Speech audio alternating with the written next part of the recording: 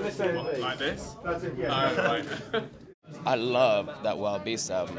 It's fantastic. If they won, I'd be incredibly happy. And the state of British music, I'd say, is, I don't know, people give it a hard time.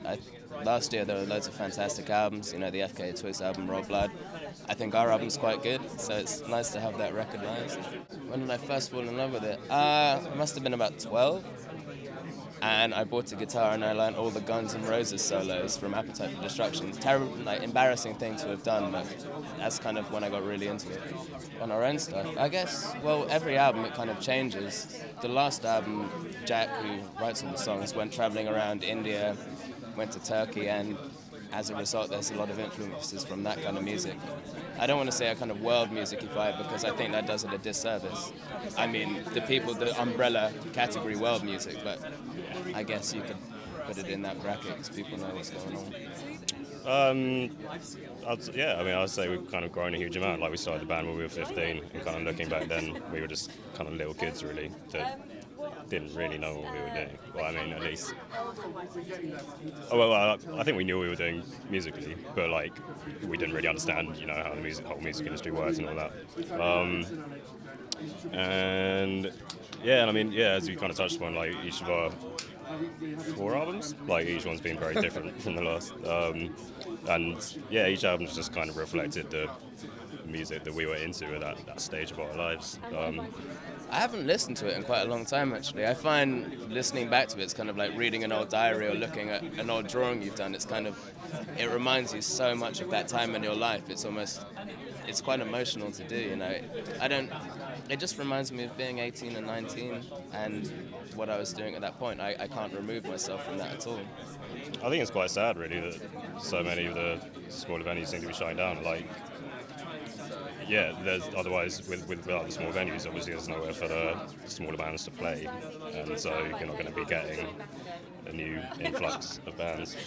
About live music, it's not worth getting rid of the venues for flats or, you know, to make loads of money. I think London's very much losing its soul in that respect. You know, all these venues are disappearing week by week. It's a shame. Feels really good. Yeah. I think I knew when we sat down that we were going to win. Because I'd been counting. No, it doesn't matter. It's lame.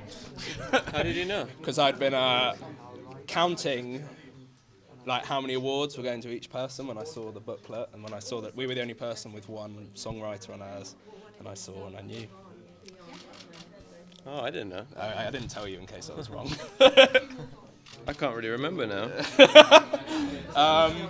It's kind of weird because in some ways it's our least songy album.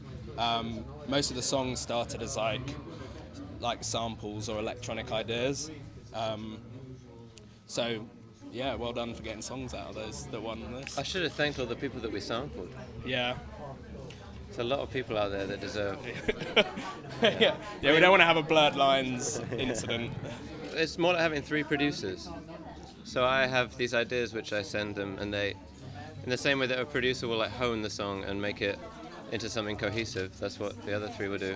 We're not jammers. We don't jam. No. Certainly not. I've got less hair than I did 10 We're years more ago. bald. Yeah. I can't think of any other thing that's changed. No, I think actually we get on better than we did 10 years ago, which I think is rare for a band. But I think like the kind of core of the band hasn't really changed at all since we started in some ways, which is a good thing, I think. Everyone still loves each other. Yeah. Does it have to be new? I'm going to go home and listen to Judith, is it Weir? Judith, yeah. That was blowing me away just then. Yeah, I've been listening to a lot of Stravinsky and romantic classical music, and that was like probably my next step. It was a bit kind of dissonant at times, but very exciting. Well, I could see Jack beforehand going, oh shit, I really hope they don't call us. Yeah, I was quite nervous about talking in front of everyone. It was just a weird feeling before they announced it. I was very nervous. There's so many amazing songwriters as well, either winning things or just like sitting in the audience. So people like Elton John and Albert Hammond and you kind of it gives you a bit of an inferiority complex in somewhere. Then The first song that they played, because they obviously play your songs, and it was like our Bollywood video that we made, and I was just thinking, like, oh. But then I saw a guy in front of us nodding his head, and yeah, he it was all probably okay worked at a after that. label or something. He was paid to do that. That was our manager.